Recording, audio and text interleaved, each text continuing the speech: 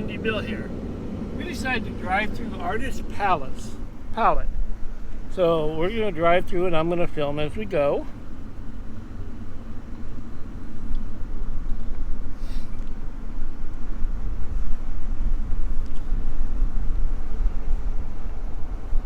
I hope this new microphone that I'm using helps with the wind.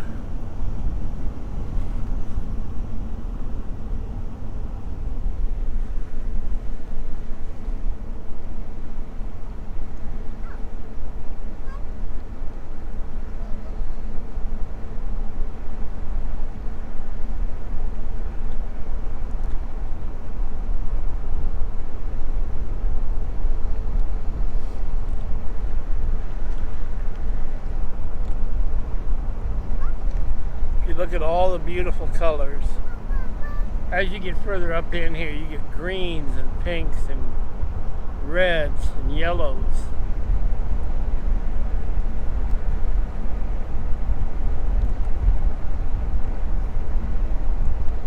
And of course, this being a national park, they love to hide the history that's behind it. That used to be a big mining area.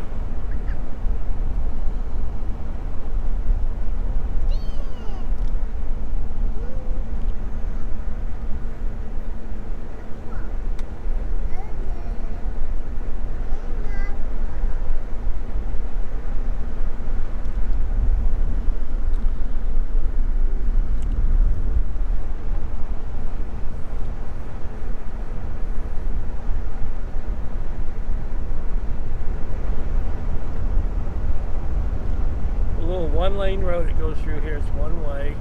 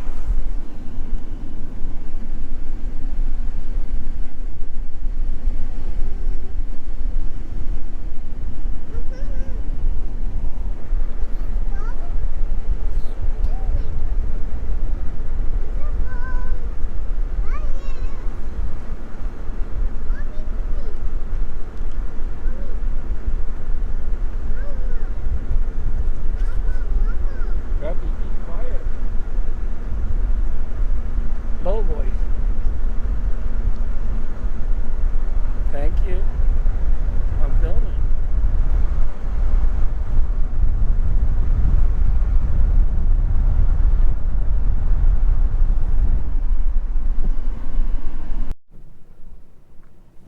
Okay. Back on the Lake Death Valley, Badwater Lake.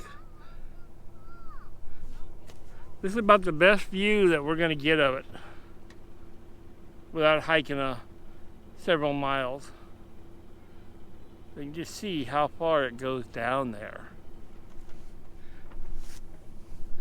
And I'm just going to pan it slowly for you to get a good picture of it.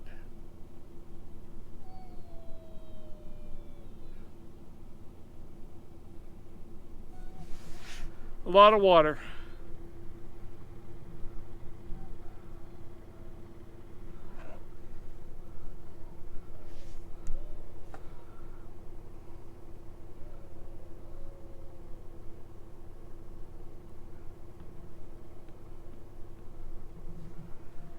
Okay, thank you for watching. Look at how the mud is being washed off of that rock. Really unique.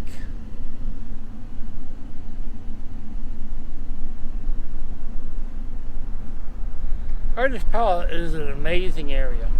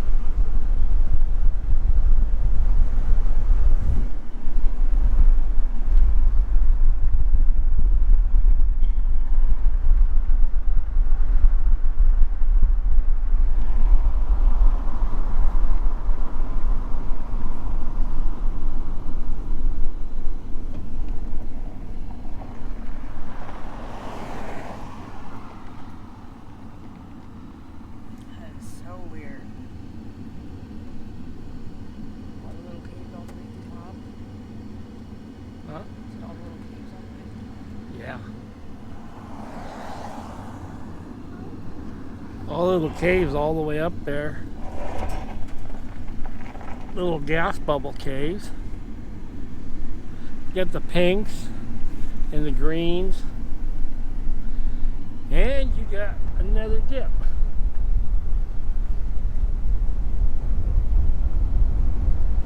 Now you know there was a lot of water running down these canyons.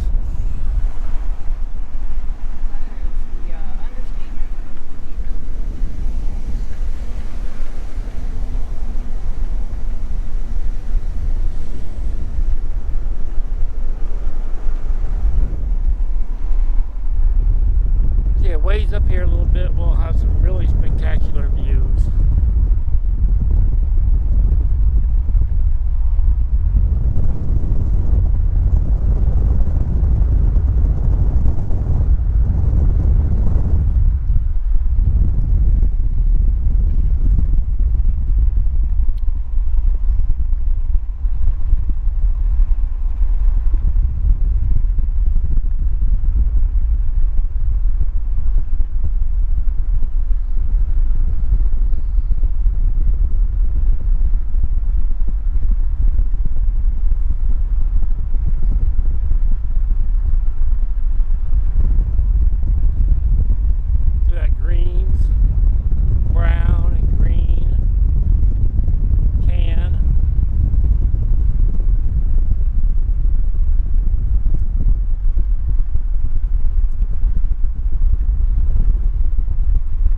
Right now is a good time to talk a little about the history of Death Valley.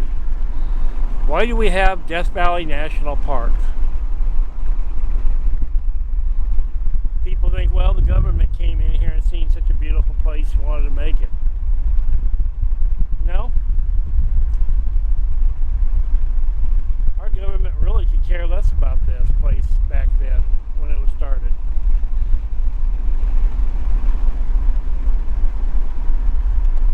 Is Death Valley got known for its beautiful stuff from the miners. All of Death Valley used to be a lot of borax mines. Gold mines, limestone mines, you name it, they had it. So, on the side of the mountain, off of Highway 190, there's a turnoff that goes back, and that was all the borax mining. And when you get down to the valley floor, that's where all the housing and the factory, the warehouse,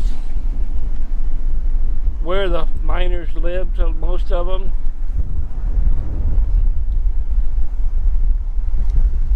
And when U.S. Borax decided they found the borax claim in Boron, California, and decided that they was going to move their operation there. Well, the one foreman that was in charge of the housing and the meals and the food and the warehouses, he got looking around at this place going, you know, we're no longer going to be mining borax here, but we still own most of this property and have the claims on it. So I think we should start mining a new product. And that new product was called tourists. You, me, and everybody else that wants to come here from all over the world. So they took the ranch. He built the eating area, he built into a restaurant. Then he built a small bar. Now these were all existing bars in the restaurant, the buffet, the steakhouse, the market.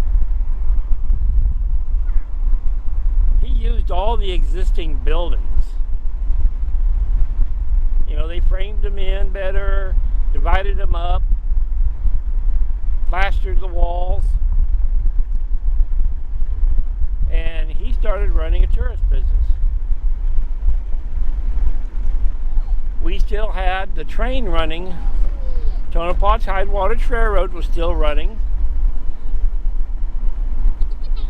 And the Death Valley Railroad was still running at that point. And what they would do is they could bring people in from all over the world by railroad on the Union Pacific, Santa Fe lines, all the way up until Ludlow, California, where they would exchange trains and get on the other train, Tonopah Tidewater, in very nice elite passenger cars, and then they would come down. There's some more water there. And they would come here, then they would take the Death Valley Railroad, narrow gauge, all the way up to the camp. And the camp had the rooms, but if they wanted, then they could come down to the ranch by automobile. Well, they were getting so popular, then they built the Death Valley Inn.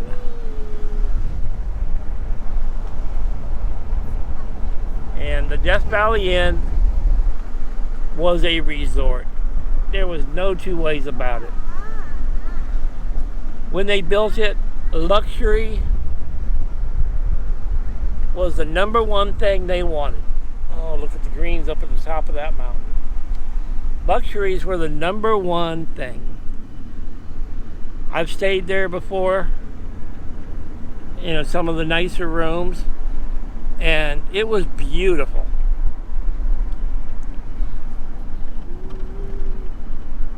The room that I had there when Erica worked there, we got comped a room. Now we're talking a room with a queen size bed, a fireplace, a shower, restroom, and then you had a balcony you could sit out on. And these rooms were built in the 30s and 40s, and they were gorgeous. The whole place was. We're going through the canyon right now.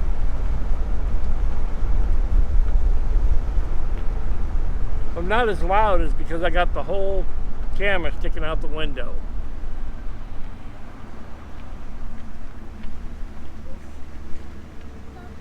You can see why they don't want big RVs up here.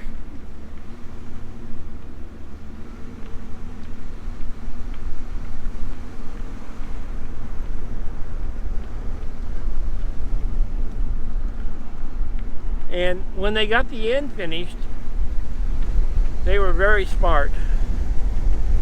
They hired the company to run the inn, and it was the Harvey House. You're saying the Harvey House girls were the ones that ran all the restaurants and motels that the railroad used. And everything was top of the line, beautiful, perfect, excellent food.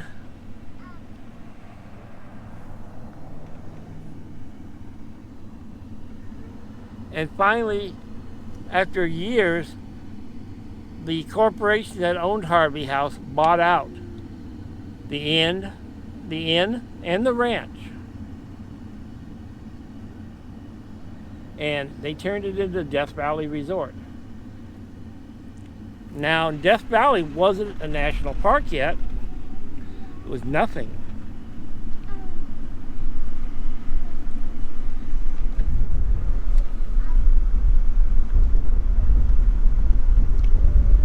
And then the government decided they was going to take over.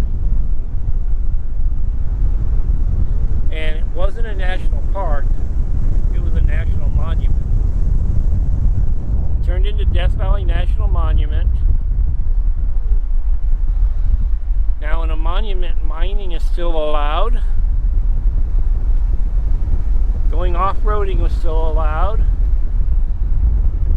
Going camping was still allowed. Everything was still allowed to happen here. But it was just semi-protected.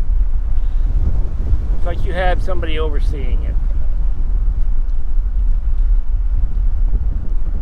Then in the 80s, I think it was, they decided they was going to make this Death Valley National Monument. They more than doubled, almost tripled the size of it, shutting down all the mines. Pfizer had a large mine out here. Now all the mining is gone. Don't matter. Don't need to mine it in the United States. We can get it from China or Russia or one of those other countries.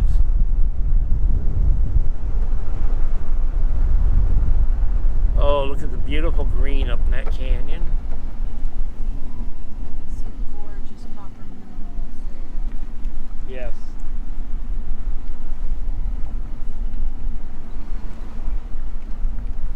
Yeah, this road is quite interesting.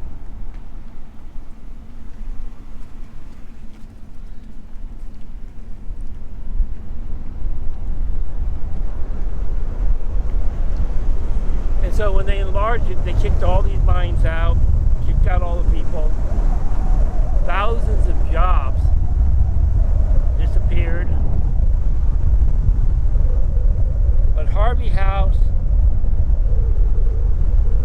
what's the name of the company that owns it now? Xanterra bought out Harvey House, Xanterra Resorts. Now, the interesting thing is the ranch and the inn are the only two. They are totally 100% privately owned by Xanterra. They are the only hotels and stores in the whole National Park Service that is privately owned. The Park Service has absolutely no control over them whatsoever. They can charge what they want. They can do what they want. That's why they're so unique. And I hope it always stays that way. If you go up to Stovepipe Wells Resort, that's owned by the Park Service. And it's alright, but it's old and run down. You know, last year they had I had a propane leak in the laundry room area, and it blew up. That's been a couple of years ago. And then a lot of stuff happens out here.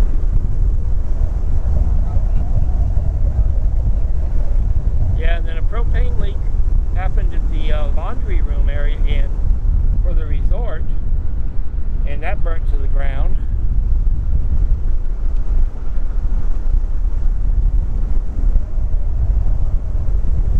But if you get a chance to ever come see Death Valley, come see it. If you've got a day, go to the visitor center, watch the movie. And then go out, pick out what you want to see. Artist Pallet is a good one. Drive around, see the borax mining. If you've got a week, go some exploring. If you've got a year, do a lot of exploring. There's a lot of dirt roads and canyons, old mining areas, old housing. A lot of old graves out here, miners and prospectors.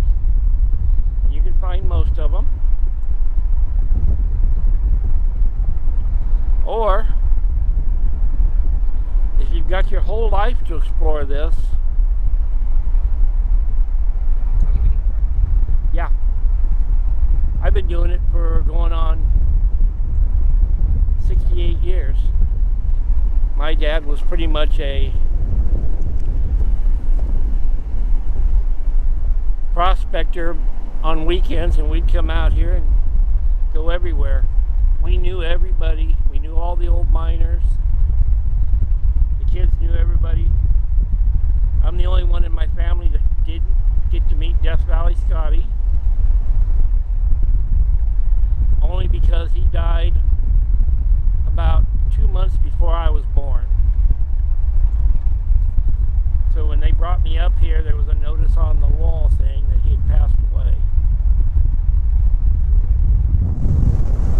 Okay, there's some more of the lake up there. That gives me an idea how big this place is right now, the water.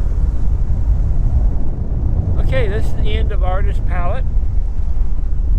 Beautiful place.